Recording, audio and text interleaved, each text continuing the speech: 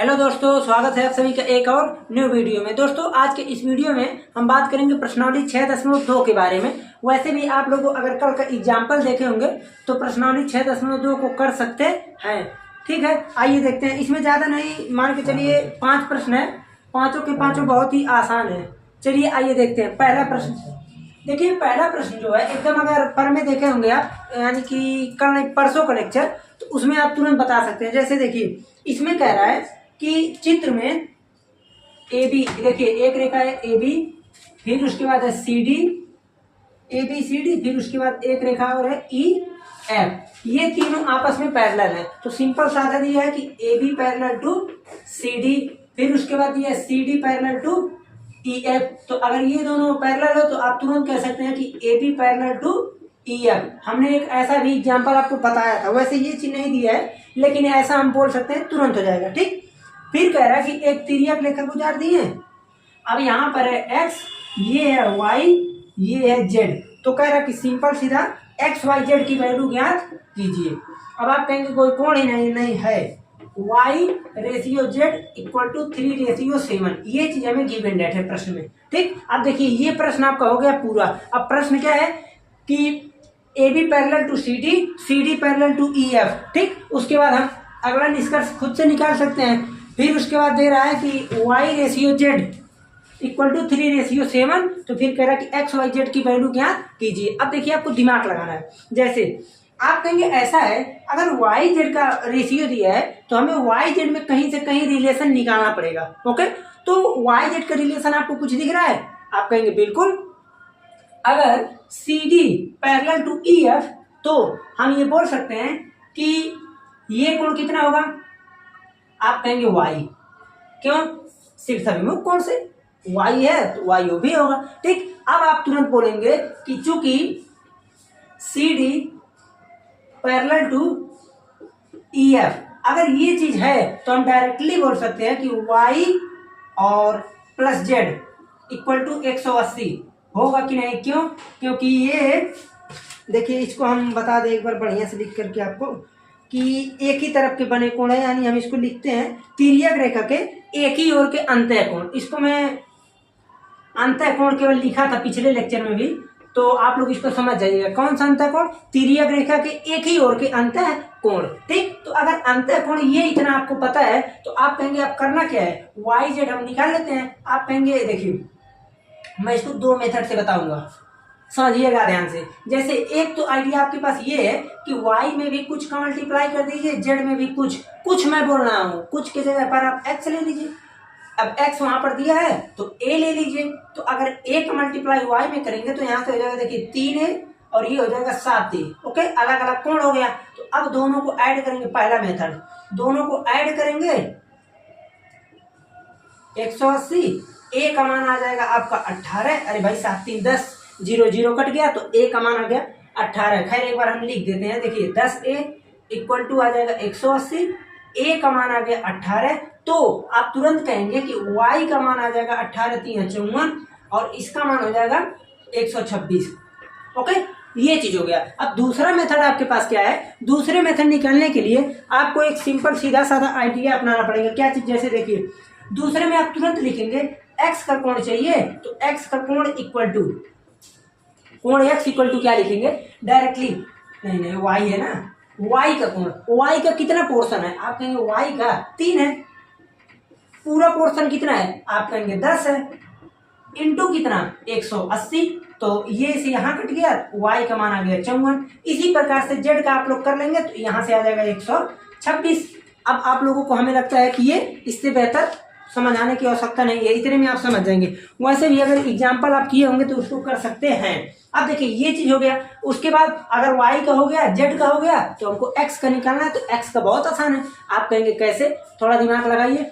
आप कहेंगे ऐसा है, हम ये देख रहे हैं कि जो कोण x का होगा और ये जो y का है, x और y दोनों को एडिशन करें तो 180 अंश के बराबर होगा। सेम काम तिर्यक रेखा के अंतः कोण है, एक ही तरफ के।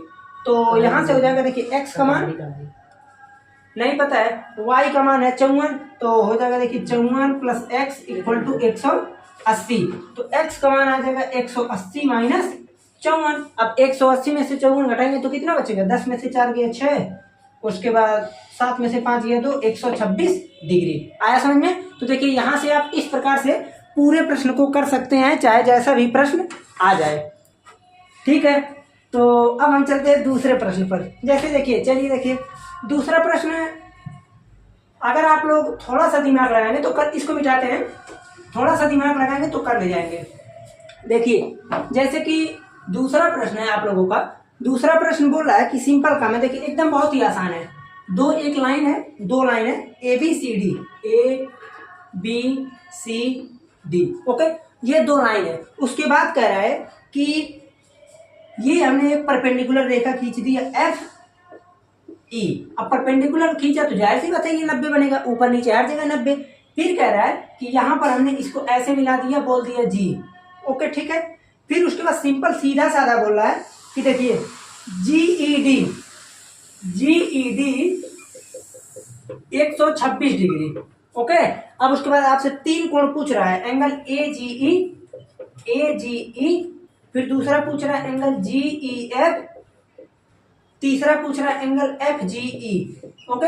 ये 3 कोणों को आप लोग एक बार वीडियो को पॉज करके अवश्य कीजिए, ठीक कीजिए, क्योंकि बहुत ही आसान है, ठीक है। हमको लगता है कि आप लोग कर सकते हैं, खैर एक बार ट्राई कर लीजिए, उसके बाद हम बता देते हैं,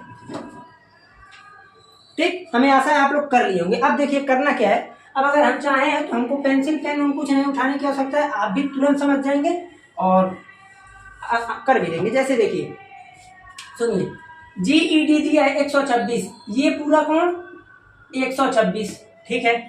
एजीई कितना है, एजीई छोड़िए, अब इसको नहीं निकालना है हमको।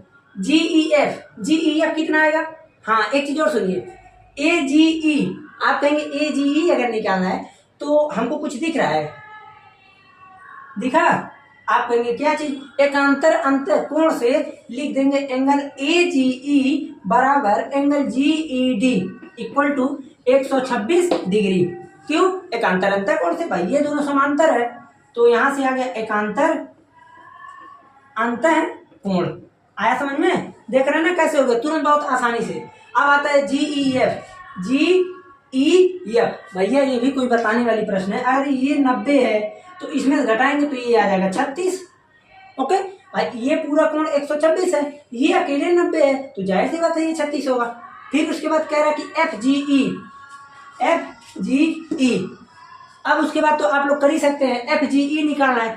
अब ये बताइए एफजीई, अब अगर इसको मैं एक स्ट्रेट लाइन मानूं तो मैं बोल सकता हूं angle AGE plus angle FGE equal to 180 डिग्री। सरल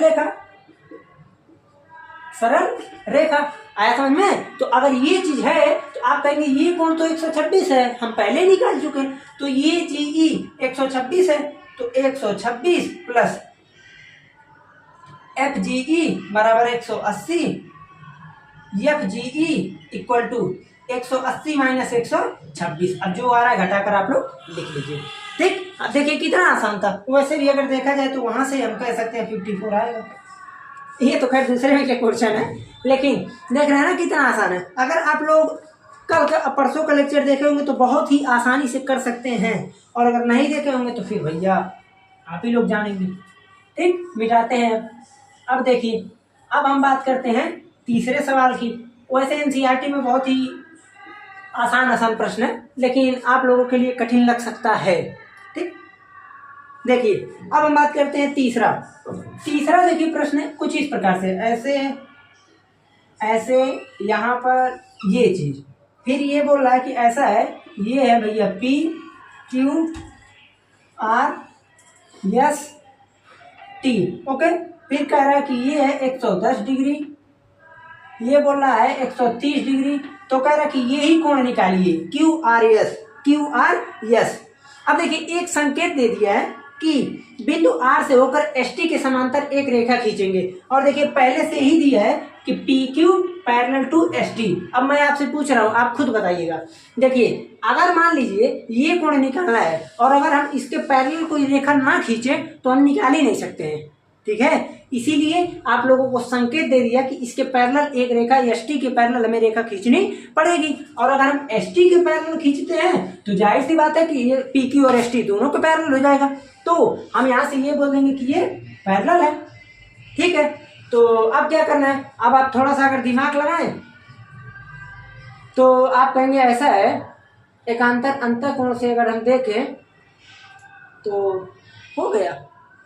देखिए ये अब अगर ध्यान से समझिएगा बच्चा लोग, देखिए ध्यान दीजिए, ये इसके समांतर है कि नहीं, आप कहेंगे बिल्कुल है। तो अगर ये दोनों रेखा समांतर है, इसे देखिए ये रेखा, अब इसका कोई नामकरण मैं कर देता हूँ यू वी। तो यहाँ से देखिए, यहाँ पर मैं मान लेता हूँ पी डैश, ध्यान से सुनिएगा, तो मैं यहाँ से बोल सकता हूँ कि P dash parallel to U V, है कि नहीं। आप कहेंगे अगर ये दोनों लाइन पैरेलल है तो हम यहाँ से बोल सकते हैं कि ये एक तिर्यक रेखा है, क्यू आर एक तिर्यक रेखा है, क्यू आर एक तिर्यक रेखा है। अब ये बताइए, अगर क्यू आर एक तिर्यक रेखा है तो हम यहाँ से क्या कहेंगे, सिंपल काम, हम कह देंगे कि 110 plus angle U R Q equal to 180 अंश। क्यों? क्योंकि आप कहेंगे कि तिर्यक रेखा के एक ही तरफ के अंतःकोण का योग 180 होता है। ठीक है, तो यहाँ से देखिए U R Q, angle U R Q equal to कितना आ गया, आप कहेंगे 180 माइनस 110 यानी कितना बचता है, 70 डिग्री। अब ध्यान से सुनिए, अगर ये कोण 70 डिग्री आ गया, अब आपको कुछ दिख रहा है, आप कहेंगे अब हमें एक अच्छा चीज दिख रहा है कि भाई अगर यहाँ से हम इसको ले आए तो ये समांतर रेखा है, ये जैसे एस टी क्या है, आप कहेंगे S T parallel to U V. अगर S T parallel to U V है यानी समांतर, तो हम यहाँ से क्या बोल सकते हैं, फिर वही काम, एस आर एक तिर्यक रेखा है और एस आर अगर एक तिर्यक रेखा है तो सिंपल आप बोल सकते हैं कि 130 equal to 70 plus Q R S, एकांतर अंतःकोण से। अब अगर मैं चाहता तो डायरेक्टली लिख देता कि 130 बराबर एस आर यू, लेकिन हमको एक तरफ का पता है 70, तो क्यों लिखें। तो ये बताइए, अगर ये 70 130 है तो क्यू आर एस कितना आएगा, आप कहेंगे 60 अंश। आया समझ में। अगर आपके पास नॉलेज है तो आप चाहे जैसे चाहे जो मेथड लगाकर कहीं से भी निकाल सकते हैं। ठीक, आपको केवल और केवल ध्यान ये देना है कि हम इस कोण से लिए, आप इधर से लेकर चलिए भाई, आप इधर से लेकर चलिए। 130 है तो ये कितना आएगा, आप कहेंगे 50 डिग्री, और अगर ये 50 है तो 110 बराबर हो जाएगा 50 प्लस इसके, तो इसमें से घटा देंगे तो 60 ही तो आएगा। किसी भी डायरेक्शन से चलेंगे तो आंसर आना सेम है। ओके, आया समझ में। अब हम चलते हैं चौथे नंबर प्रश्न पर। देखिए बहुत ही आसान सा प्रश्न है। आप लोग व्हाट्सएप चैनल से जुड़ जाइए ताकि वहां पर हम बहुत सारे प्रश्नों को सेंड कर सकें और आप लोग आराम से करते रहिएगा। देखिए 4 नंबर प्रश्न जो है, 4 नंबर कुछ प्रश्न इस प्रकार से है। वैसे तो ये सब बहुत आसान प्रश्न है, यही सब प्रश्न आएंगे आपके एग्जाम में, देख लीजिएगा। वैसे भी हम इम्पोर्टेंट प्रश्न करा देंगे, आप लोग समस्या नहीं है, बस पढ़ाई कीजिए। देखिए ये चीज हो गया, यहाँ से x है और यहाँ से y है, ठीक है। उसके बाद ये कोण है 50 डिग्री और ये कोण है 127 डिग्री।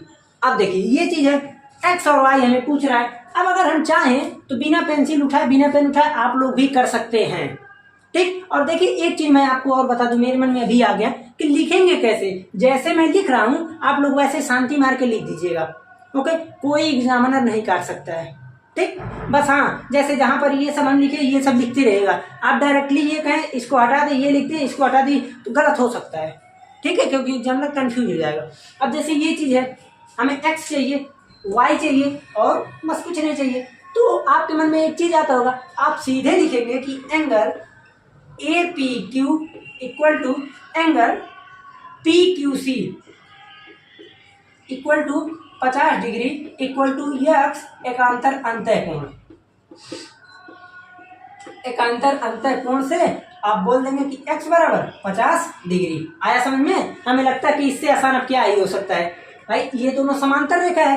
तो एक चीज आप और कीजिएगा, जितने त्रिभुज के सवाल आएंगे और जितने रेखाएं एवं कोण के सवाल आएंगे, जो चीज दिया है वो और जो चीज सिद्ध करना है वो तो लिखना ही पड़ेगा। अब सिद्ध नहीं है इसलिए मैं दिया है को नहीं छाप रहा हूँ, मैं पहले बता दे रहा हूँ, पहले भी मैं लेक्चर में बता चुका हूँ। ठीक, तो x का मान आ गया 50 डिग्री।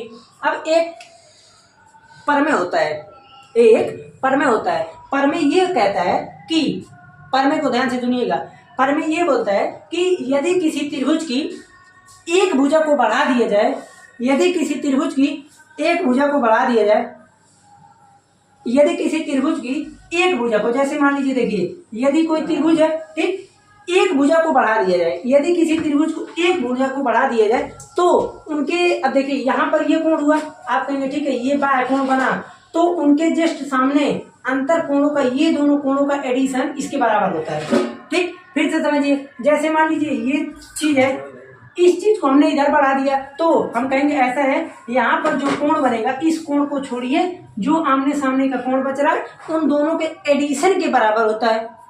ठीक, ये होता है परमेय, लेकिन आप लोगों में निकल गया है, फिर क्लास 10th में लगभग है। ठीक है, तो ये परमेय होता है। तो इस परमेय से हम डायरेक्टली बोल सकते हैं कि x plus y equal to 127 degree. ठीक, तो मैं यहाँ पर बोल सकता हूँ परमेय से, परमेय से। आया समझ में? तो आप कहेंगे ऐसा है, x का मान 50 है तो y का मान 77 आ जाएगा। अब देखिए, अब अगर आप लोगों को ये लगता है कि नहीं हमारे बुक में नहीं है परमेय, तो हमें याद कैसे रहे कि परमेय भी होता है, तो हमको ये नहीं आया। ठीक है, दूसरे मेथड समझिए। देखिए आप सिंपल क्या कीजिए, अगर मैं दूसरे मेथड की बात करूं तो हमको y चाहिए। ठीक है, ये x पता चल गया 50 है, ये 127 है, तो यहाँ का कोण कितना होगा? आप कहेंगे ऐसा है, ये त्रिभुज है, ठीक है, ये 50 डिग्री है, अब ये 127 है, तो ये चूंकि एक स्ट्रेट लाइन है और स्ट्रेट लाइन पर ये कोण है, तो जाहिर सी बात है ये कोण दोनों का एडिशन 180 होगा, और 180 में से हम 127 को माइनस कर देंगे तो बचेगा कितना? ऐसा कि 10 में से 7 तो 3 और 7 to 5 53, ये कोण एक बच गया कितना? 53। तो अब ये बताइए, अब देखिए ध्यान से देखिएगा, ये 53 ये 50, तो ये कोण कितना होगा? आप कहेंगे ये कैसे निकलेगा? तो ये तो बहुत बेसिक है कि किसी भी त्रिभुज के अंतः कोणों का एडिशन 180 डिग्री होता है, अगले चैप्टर में बता दिया जाएगा। ठीक है, त्रिभुज के अंतः कोणों का एडिशन, कोणों का योग 180 डिग्री होता है। ठीक, लेकिन हम आप लोगों से यही कहेंगे कि आप लोग परमेय को याद रखिए कि यदि किसी त्रिभुज की एक भुजा को बढ़ा दिया जाए तो वहां पर जो पर्याप्त कोण है, वहां पर जो बना कोण है, वो कोण जो है, जो बाहिश कोण है, वो सम्मुख दोनों कोणों का एडिशन होता है। ठीक, तो यहां से अब इसको जोड़ेंगे, अगर देखिए इस चीज में आइए 180, तो x का मान आ जाएगा 180 माइनस 103, तो 77 डिग्री।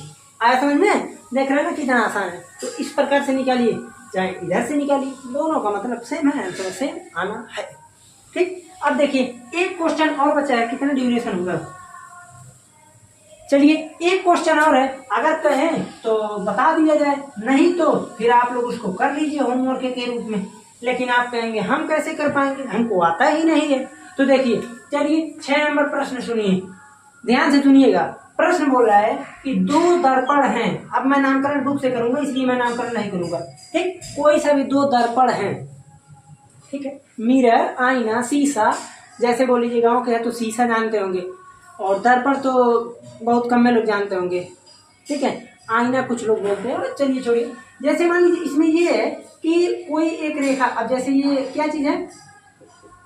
मिरर है।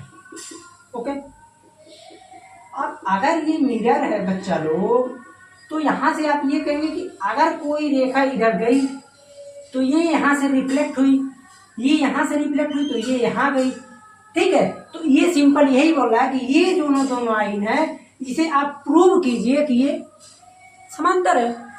ओके, अब मैं नामकरण कर देता हूँ। नामकरण यही है कि P, Q, R, S कोई भी 2 आईना है, फिर कह रहा कि रेखा AB इस पे गई तो बी से रिफ्लेक्ट होकर वो सी पर पहुंची और सी से रिफ्लेक्ट होकर वो डी पर पहुंची। ओके, तो अब देखिए ये चीज हमें है, सिद्ध कीजिए कि A B parallel to C D. अब इतना चीज हमें है, तो अब कर A B parallel to C D.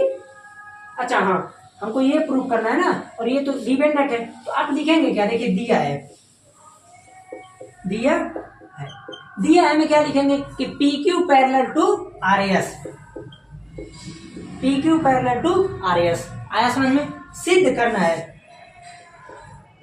सिद्ध करना है। सिद्ध क्या करना है भाई? आप कहेंगे A B parallel to C D. हो सकता है कि थोड़ा मैं तेज पढ़ा रहा हूँ, हो सकता है, तो आप लोग थोड़ा मैनेज कर लीजिए। ओके, दिया है, सिद्ध करना है। अब उसके बाद प्रमाण के पहले हम बना देते हैं रचना। आप लोग कहेंगे रचना की क्या आवश्यकता है, रचना कर लेंगे तो तुरंत बोल देंगे कि हाँ अब मैं समझ गया। रचना, अब देखिए रचना चलने से पहले इसको समझते हैं थ्योरेटिकल।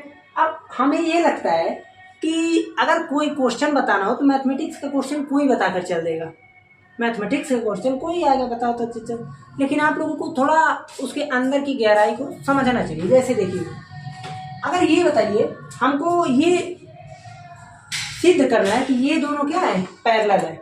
अब जैसे देखिए, अगर हमें कोई भी लाइन ये प्रूव करना कि ये समांतर है, तो क्या करेंगे हम? आप कहेंगे ऐसा है, हम ये प्रूव कर दें कि कोई एक तिर्यक रेखा जा रही। मैं पर में इस चीज का मैं पर में आप लोगों को बता चुका हूँ कि यदि दो सेट में बताया था, एक तो अंतःकोण को लेकर के और एक मैं बताया था आप लोगों को एकांतर अंतःकोण लेकर के, ठीक, और एक मैं बताया था संगत कोण लेकर। बहुत सारा बताया हूँ, इसके जस्ट तीसरा लेक्चर पहले जाकर देख लीजिएगा, वही है अब जो भी लेक्चर होगा, क्योंकि बीच में 2-3 दिन वीडियो ही नहीं आ पाया तो हमको खुद नहीं याद है। देखिए अब जैसे क्या है, मैं आपको ऊपर में एक बताया था कि ये दोनों अंतःकोण, ठीक है, का एडिशन अगर 180 डिग्री है तो लाइन समांतर होगी। ये दोनों कोण अंतःकोण बराबर है तो लाइन समांतर होगी। तो यहाँ कौन सा फंडा लगेगा? अंतःकोण का। भाई ये तुलना बराबर कर दे, आ जाएगा। तो इसके हमें क्या करना पड़ेगा? इसके लिए आप कहेंगे ऐसा, ये कोण हमें प्रूव करना है। अब मैं ये देख रहा हूँ कि प्रूव कैसे करूँ, तो मैं करूँ क्या? तो इसीलिए हम लोग यहाँ पर रचना में क्या कर देते हैं, देखिए इस चीज को, तो मैं यहाँ से ले लेता हूँ ई एफ। ओके, तो अब यहाँ से आप लिख देंगे कि B E perpendicular to P Q, और उसके बाद एक परपेंडिकुलर क्या है, F C perpendicular to R S खींचा। ये चीज आया समझ में आप लोगों को? बिल्कुल। तो अब आप लोग कहेंगे ऐसा है, चार कोण बन गया। अब चार कोण नहीं, चार कोण बन गया। देखिए 1 2 3 4, आया समझ में? यहां तक तो हमें लगता है सब कुछ आप लोगों को एकदम अच्छे तरीके से समझ में आ रहा होगा, ठीक है। अब आप एक तुरंत नियम जानते होंगे, अब अगर नहीं जानते तो जान लीजिएगा। जानना क्या नियम है कि हम ये जानते हैं कि सिंपल मैं ये चीज बोल सकता हूँ कि कोण 1 बराबर कोण 2। आप कहेंगे ये कैसे हो गया? तो मैं आपको बता दूं कि आपतन कोण अपरावर्तन कोण होता है इक्वल। ये क्लास 10th में जब प्रकाश का चैप्टर 1 पढ़ेंगे तो वहां पर आप लोग पढ़ेंगे कि आपतन कोण